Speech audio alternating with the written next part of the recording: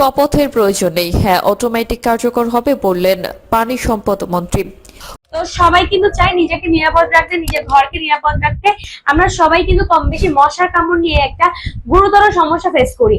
এই মশার কামড়ে কিন্তু আমাদের ম্যালেরিয়া সহ আরো বিভিন্ন সমস্যা হচ্ছে, যার কারণে আমাদের প্রতিনিয়ত হসপিটালাইজ হতে হচ্ছে। তো এই সমস্যা থেকে মুক্তির জন্য আমার সামনে দেখতে পাচ্ছেন এই ভর্টেক্স এর ইউএসবি মসকিটো কিলার চলে এসেছে। খুব স্বাভাবিক কারণে পার্লামেন্টে বিলটা রেজ হবে, হ্যাঁ শপথের কোনো প্রয়োজন নেই, হ্যাঁ অটোমেটিক কার্যকর হবে।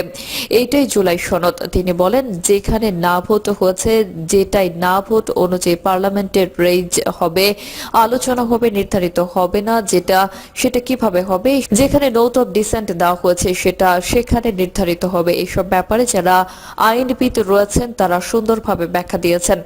জানা দরকার, সুন্দরভাবে বলা দরকার। মব নিয়ে পানি সম্পদ মন্ত্রী বলেন যারা মব করেছেন সেখান থেকে সরে আসাটাই উচিত। মব মানে একটা বিশৃঙ্খল পরিবেশ সৃষ্টি করা। মব কালচার বাংলাদেশের গড়ার ক্ষেত্রে বাধা হতে পারে। সুতরাং মব কালচার থেকে ফিরে এসে সবাইকে দায়িত্বশীল অবস্থান থেকে কাজ করতে হবে।